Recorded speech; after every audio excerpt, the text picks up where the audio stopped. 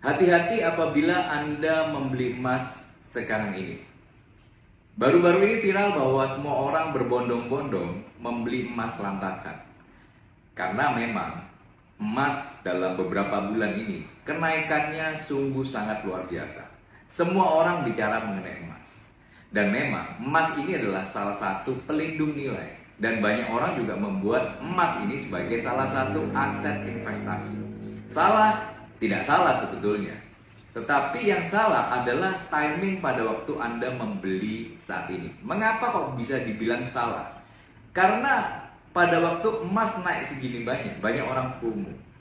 Dan supaya Anda ketahui juga bahwa emas saat ini adalah all time high. Levelnya adalah yang tertinggi sepanjang sejarah. Tapi banyak orang berpikir bahwa emas akan selalu naik. Sesuatu yang naik pasti suatu ketika pasti bisa turun. Tetapi memang kalau Anda ngeholdnya selama 20-30 tahun, emas pasti akan naik. Tetapi pertanyaannya, coba kita lihat histori. Emas tertinggi sebelum ini adalah tahun 2011. Jadi apabila Anda membeli level di 2011, maka Anda harus menunggu kurang lebih sekitar 10-11 tahun untuk kembali ke level yang sama. Nah, pertanyaannya adalah, apabila Anda membeli di level ini dan kemudian harga emas turun dan kemudian tidak naik selama 10 tahun, apakah Anda tahan untuk menahan emas sampai dengan 10 tahun? Nah, ini yang menjadi pertanyaan banyak orang. Biasanya apabila semua orang bicara mengenai emas, ini bukan waktunya Anda beli, tetapi waktunya Anda jual. Saya ingat juga pada waktu tahun 2011-2013, di mana harga properti itu naik bukan hanya setiap tahun, tetapi setiap bulan. Setiap bulan berubah harga, setiap bulan berubah harga. Semua orang bicara mengenai properti. Nah, akhirnya begitu banyak orang beli properti di level 2011 sampai 2013.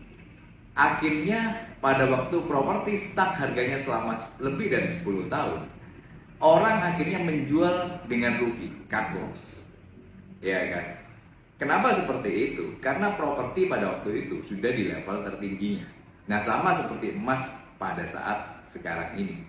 Nah, ingat seperti apa yang dikatakan oleh Warren Buffett, seorang investor terkemuka di dunia. Dia mengatakan adalah pada waktu orang berbondong-bondong membicarakan mengenai aset tersebut, aset investasi tersebut, Anda harusnya takut. Dan pada waktu orang berbicara seperti itu, juallah aset itu. Tetapi begitu orang begitu ketakutan terhadap sebuah aset, contohnya saham di Indonesia, saham di IHSG. Saya ingat pada waktu setelah Lebaran, tanggal 8 April 2025, IHSG anjlok.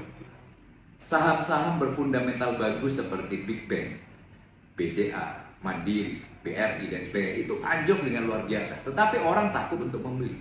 Tetapi orang yang mengerti, mereka membeli aset yang luar biasa diskon pada waktu itu. Sama juga dengan properti. Sekarang properti lagi murah-murahnya. Sebetulnya saat ini kalau Anda punya uang, belilah aset yang lagi terdiskon. Bukan aset yang lagi naik dan setinggi-tingginya. Itu disebut dengan FOMO. Nah, jadi ini sedikit mengenai gambaran mengenai emas.